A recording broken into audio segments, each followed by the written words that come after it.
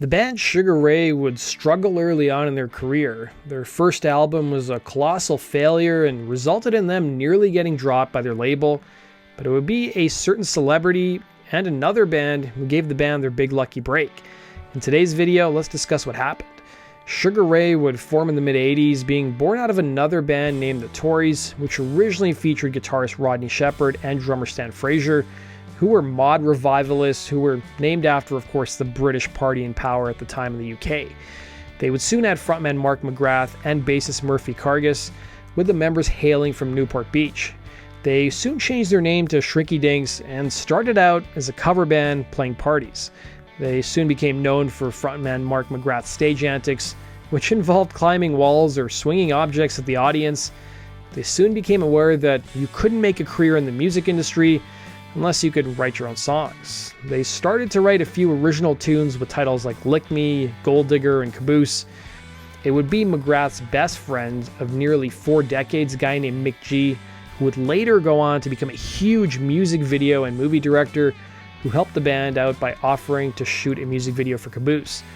Rather than sending every major record label in a telephone book a demo tape consisting of 3 to 4 songs, the band got creative. They took the video they shot for Caboose and put it in a pizza box and sent it out to MTV, in addition to management companies and, of course, record labels. It would be Rick Rubin's team at his Deaf American label who called the band, but things didn't really work out as planned. He didn't offer to sign the group. Instead, he thought their marketing was genius and asked the members to join his street team to promote the label's artists. Obviously, they passed on the offer. They would soon get a call from 2 guys from a management company, one of which was named Chip Quigley, who'd go on to become Sugar Ray's longtime manager. Chip loved the video for Caboose and in turn played it for Atlantic Records president Doug Morris sometime in late 1993, who immediately wanted to sign the group. Keep in mind, this was 2 weeks between the time Shrinky Dink sent out the pizza boxes with the video in them and the time it reached Atlantic Records. The band basically lied to Atlantic, claiming they had written 100 songs when in fact they had only done a handful of original tunes. Shrinky Dinks managed to nab a $1 million 2-album deal from Atlantic, believe it or not, based solely on the video for Caboose. However, they were soon met with legal action after Milton Bradley, the toy maker, claimed that the band was infringing on their name Shrinky Dinks Toys. So, of course, to avoid a lawsuit, they changed their name to the 80s era boxer Sugar Ray. Sugar Ray's first album, 1995's Lemonade and Brownies, would be an ode to what the band referred to as their Animal House period. Lemonade and Brownies is a schoolyard reference to bodily fluids. The album would see the group relocate from Newport Beach to LA since it was cheaper, and the influences found on the record would run the gamut from R&B, punk, metal, to funk. Critics were pretty brutal towards the band. Despite not having any radio or MTV hits in America, Sugar Ray would have 2 things that worked in their favor.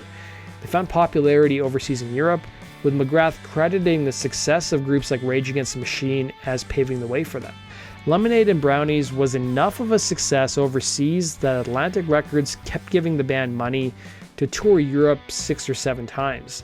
Their debut album would sell about 50,000 copies within its first few years of release.